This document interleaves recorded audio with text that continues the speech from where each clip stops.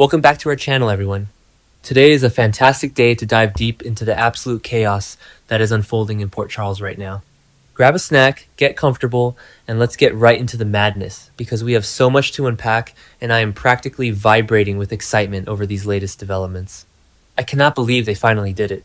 I mean, I am sitting here typing this up at some ungodly hour of the night. My hands are literally shaking over my keyboard, and I just need to scream into the void for a solid minute before I can even form a coherent thought. Finola Hughes is back. Anna Devane is finally, actually physically back on our screens. And I don't just mean people talking about her in hushed tones at the Metro Court or some vague off-screen update from a random WSB contact.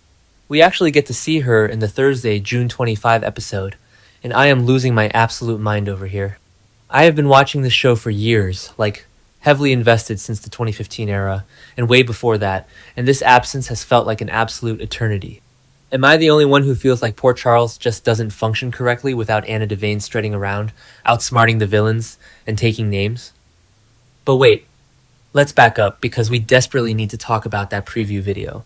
Did you guys see it? Because I have rewatched that 3-second clip about 50 times, analyzing every single frame. Anna is sitting there in that French psychiatric clinic with a brand new hairstyle, holding knitting needles, and she has this absolute give them hell expression on her face. It's giving me life. I mean, who else but Anna Devane could make knitting look like a lethal threat? She looks like she is ready to stab someone in the jugular with a pearl stitch, and I am so here for it. You just know she already has a master scheme brewing in that brilliant brain of hers to get out of there. Because, let's be real, the last 9 months for Anna have been completely hellish. I'm sorry, but the writers really put her through the ringer this time, and it has been so hard to watch as a fan who loves her. Remember when they tried to break her down during the whole Peter August fiasco? Yeah, that was bad. But this was psychological torture on a whole other level. She was literally kidnapped right out of her car. Then she was gaslit, pumped full of heavy drugs, and manipulated into believing that César Faison was actually alive again. I mean, the sheer trauma of thinking that monster was back to torment her, the man who has haunted her entire adult life, it makes my stomach turn just thinking about the mental anguish she must have been in. Let's talk about the psychological weight of the Faison gaslighting for a second. Because if you have been watching the show since the 80s or 90s, you know that César Faison is the ultimate boogeyman for Anna Devane. He didn't just haunt her, he obsessed over her, terrorized her family, and left scars that have never truly healed. So for Colum and Sidwell to use those specific fears, to drug her and make her hallucinate that her greatest tormentor was back from the dead, that is next level evil. It's not just physical captivity. It's a violation of her mind. I genuinely hope that when Anna gets out of this clinic, and we all know she will, because nobody keeps Anna Devane in a corner, she doesn't just arrest them, I want her to completely dismantle their entire operation. I want scorched earth, Anna.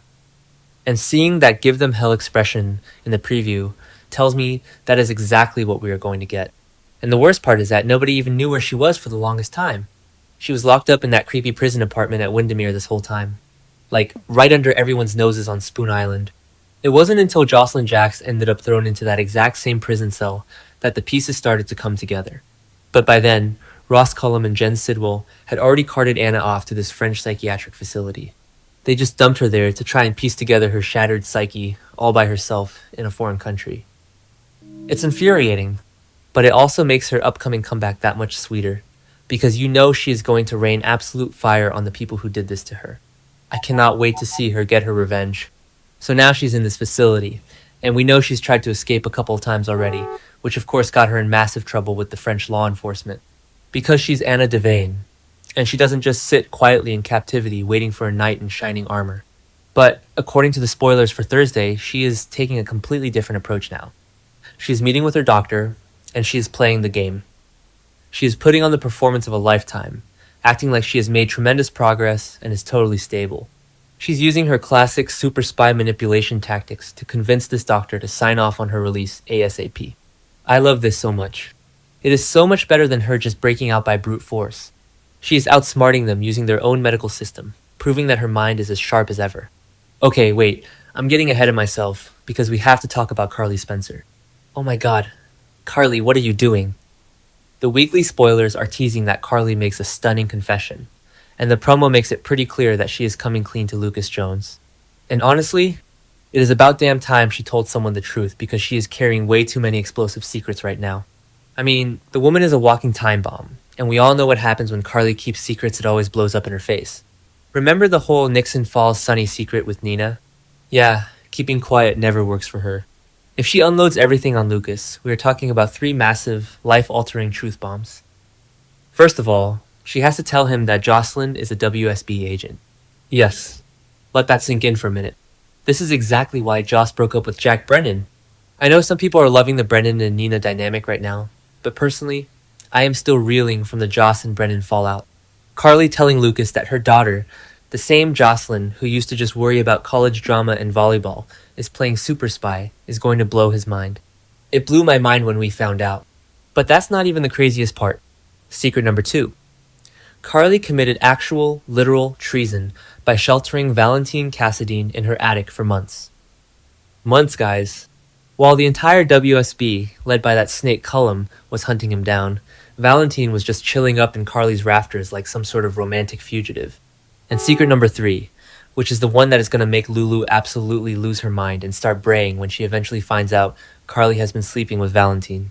Like, full on hiding a fugitive and having a secret passionate romance with him. Lucas already knows his sister has been seeing someone, but finding out it's the international man of mystery that the government is actively hunting, his face is going to be priceless. I need a reaction shot of Lucas just blinking in disbelief. And speaking of dismantling things, can we circle back to Carly and Valentine for a minute? Because I am still trying to wrap my head around this pairing. I know some people are loving this enemies to lovers, hiding in the attic trope, but personally I am so conflicted. Valentine is a Cassadine. He has a history of doing incredibly shady things, and Carly is, well, Carly.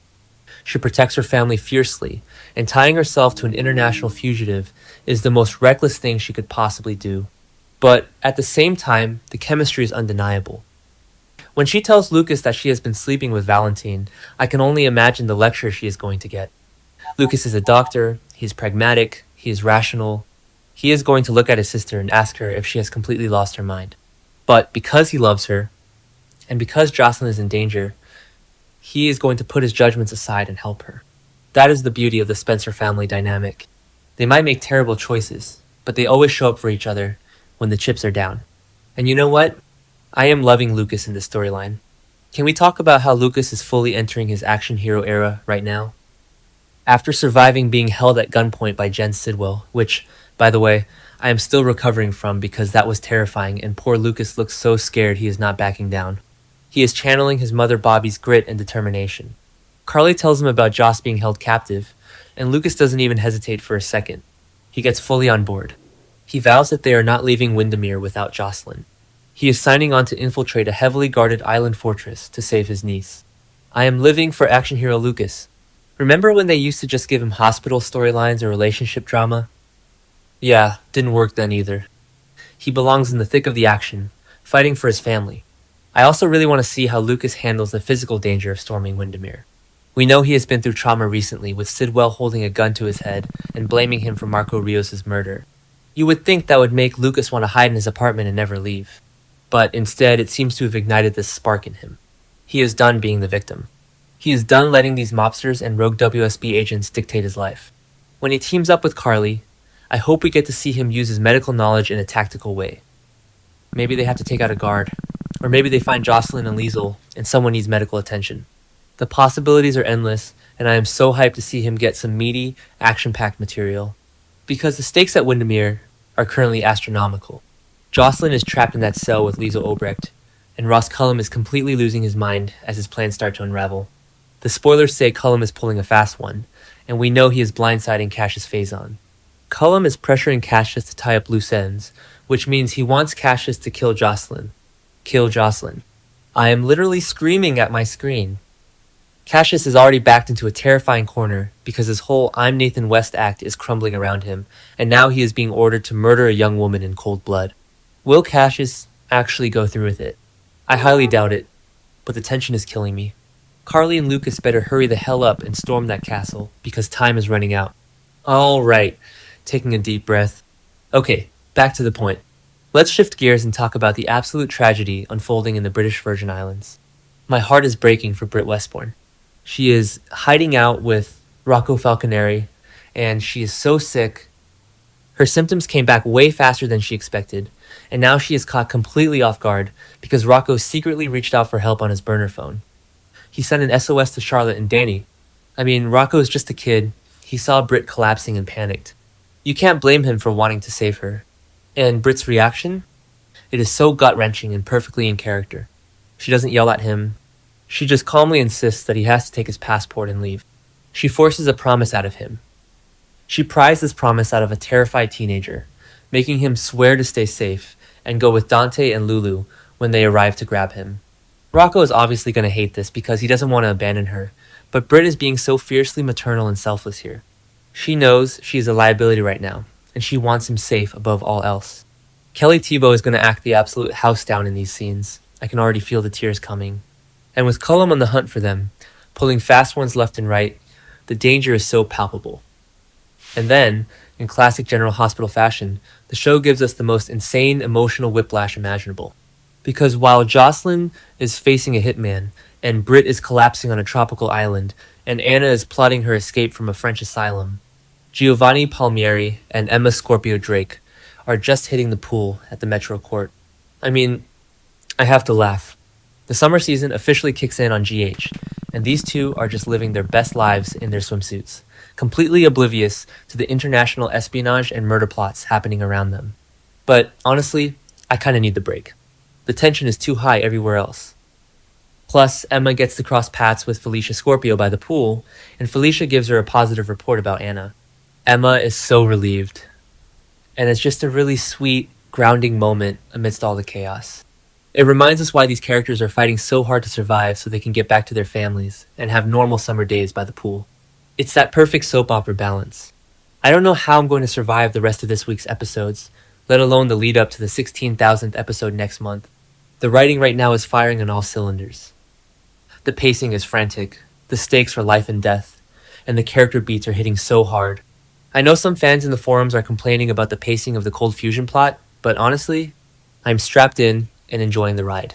We have Carly and Lucas about to pull off a Black Ops rescue mission. We have Anna Devane knitting her way out of a psychiatric hold. We have Britt making the ultimate sacrifice play for Rocco. And we have the looming threat of Ross Cullum ready to explode at any second. If this is what the summer on GH looks like, I am not leaving my couch. What do you guys think? Am I totally off base about Lucas? Are you as obsessed with Anna's knitting needles as I am? I need to know. I'm not the only one losing sleep over this show right now.